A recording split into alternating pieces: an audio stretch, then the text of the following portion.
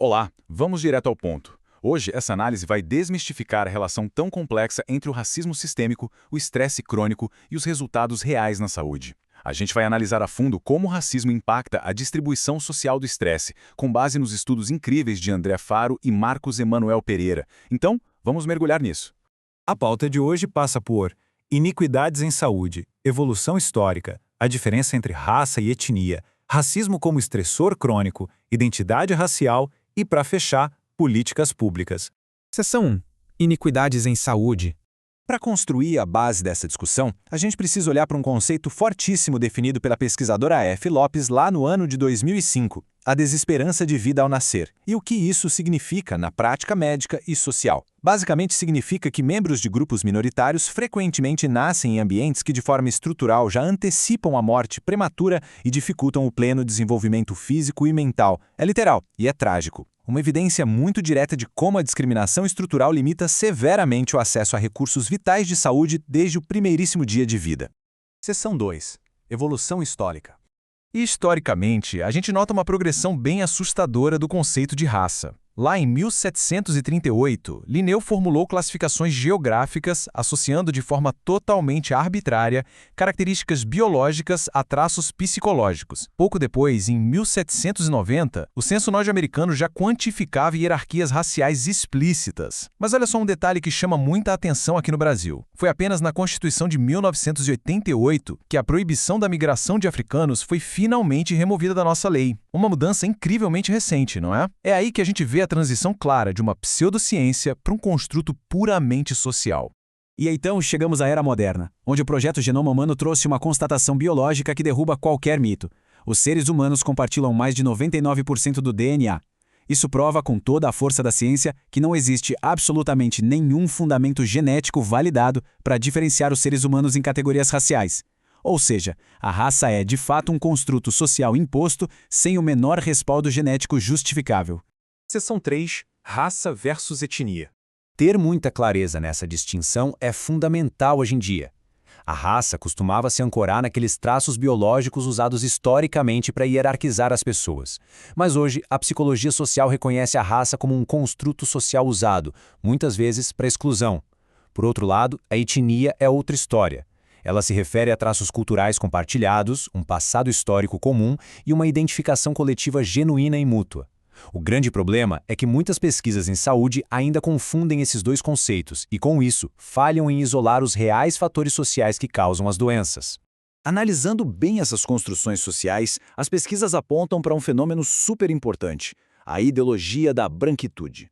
Segundo os estudos, é uma categoria social fluida que representa a ausência de marcas físicas e funciona, na prática, como um verdadeiro parâmetro para o privilégio e o sucesso social. Quando a branquitude é usada como a linha de base para a normalidade, os dados sobre disparidades em saúde acabam frequentemente enviesados. Isso cria uma falsa impressão de que as desvantagens biológicas pertencem às minorias, ignorando totalmente o peso esmagador da desigualdade social estruturada. Seção 4. O racismo como um estressor crônico. Para os profissionais e estudantes de políticas públicas que acompanham esta explanação, o modelo metodológico de Krieger é um verdadeiro divisor de águas. Ele é super prático e divide o impacto do racismo em 6 dimensões nítidas. Primeira, a escassez acentuada de recursos econômicos. Segunda, uma maior exposição a riscos e fatores tóxicos. Terceira, a criação de conjunturas sociais totalmente danosas. Quarta, os cuidados de saúde que são sabidamente inadequados. Quinta, o aumento constante de experiências agressivas. E sexta, uma autopercepção de saúde deteriorada. É um roteiro muito claro de como a discriminação bloqueia ativamente o bem-estar coletivo.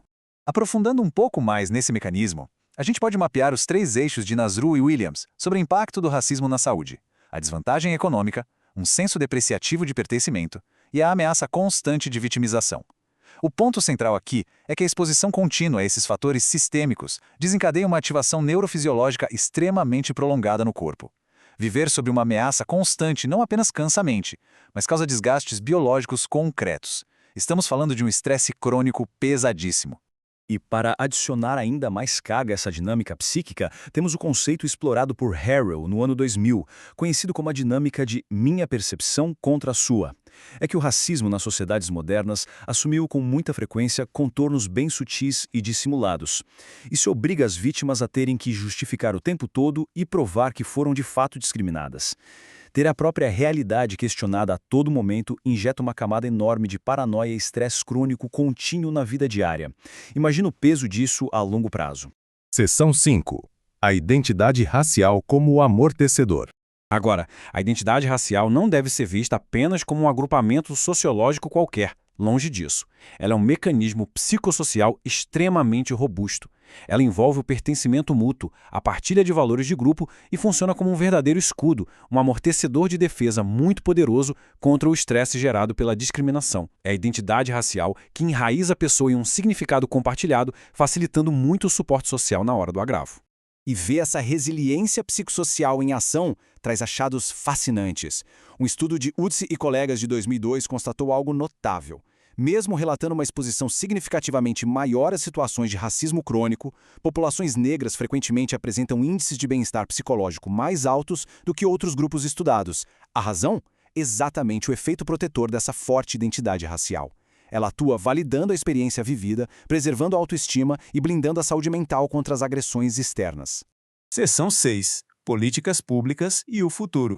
E como a gente avança a partir daqui?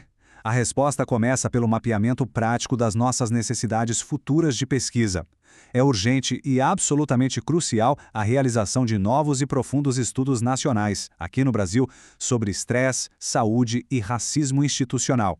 Sem mapear adequadamente os mecanismos de enfrentamento locais e entender a fundo as variáveis dentro e entre os grupos da nossa sociedade, fica quase impossível para os gestores desenharem intervenções em saúde pública que sejam realmente focadas e funcionais. O conhecimento empírico local é a munição vital contra a iniquidade. Para fechar esta análise, fica aqui um pensamento bem provocativo. Como as políticas públicas podem preencher de verdade esse ato enorme que existe entre a nossa bela retórica democrática e igualitária e a realidade social tão desigual da distribuição do estresse crônico? A ciência já comprovou os mecanismos vitais. O próximo passo, especialmente para revolucionar a gestão da saúde coletiva, é estruturar sistemas de intervenção enraizados nessas evidências para erradicar o adoecimento institucional de uma vez por todas. Fica essa importante reflexão. Muito obrigado por acompanharem mais essa explanação.